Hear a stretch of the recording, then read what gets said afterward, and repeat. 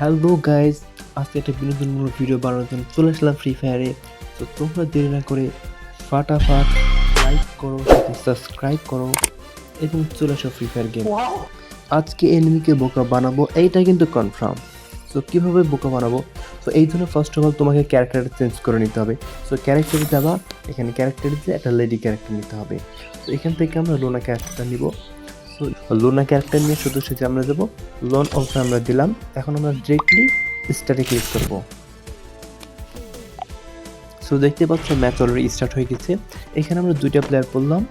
এখন আমরা lady character নিয়ে খেলি যেহেতু, সো যাচ্ছি গাইস, দেখতে পাচ্ছ একেবারে হেডশট দিয়ে ফেললো। সে কিন্তু বুঝতে পারে নাই, আমি কোনো শটে দিই নাই। তো সে বুঝতে পারে একদম হেডশট দিয়ে দিল, এক ক্লিকে কিন্তু শট। ওয়াও, জাস্ট ওয়াও, সে জোস খেলেছে। সো দেখা যাক সামনে কি হয়। তো দেখতে পাচ্ছ এখন আমরা অলরেডি প্রিপারেশন নিচ্ছি তাকে বোকা বানাবো। সো দেখি সামনে যাই, সে বুঝতে পারে কিনা। সো দেখো গাইজ, দেখতে পাচ্ছ এনিমি কিন্তু আসতেছে। তো ফায়ার করার জন্য গাইজ অলরেডি ফায়ার করে ফেলেছে। ওহ, সো হলো না। দেখি সে পারে কিনা। ওয়েট গাইজ, আসতে ওহ, বোমা ফেলেছে। ওহ ইয়েস, সে বুঝে ফেলেছে, সংকেত দিয়েছি আমি। এইভাবে কিন্তু এনিমিকে সংকেত দিলে সে বুঝতে পারে। মূলত ফ্রি ফায়ার যারা ওল্ড প্লেয়ার তারা এটা মূলত বুঝতে পারে। গাইজ, সে কিন্তু আমাকে ফায়ার না করে চলে গেল। অলরেডি আমি তাকে এদিকে ডাকলাম, সে আসলো। তাকে আমি আবারও সংকেত দিতে চেষ্টা করলাম। এখানে অনেকে বিটলামি করে, এরকম সাপোর্ট দেওয়ার পরে অনেকে দেখা যায় যে হেডশট মেরে যায়।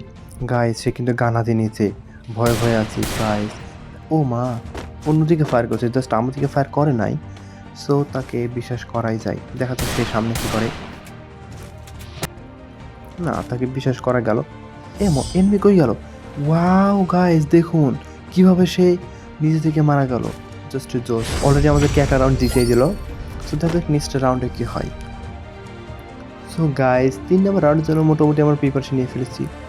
সো অলরেডি দেখতে পাচ্ছ গাইজ, এই গানটাও রেডি হয়ে গেল। সো দ্রুত তার কাছে চলে গেলাম। ও মা গাইজ, এনিমি কই? ও মা, দাঁড়িয়ে আছে কেন? সো গাইজ, আমি তাকে এদিকে নিয়ে আসার জন্য চেষ্টা করলাম, কিন্তু তার কোনো রেসপন্সই পাইলাম না।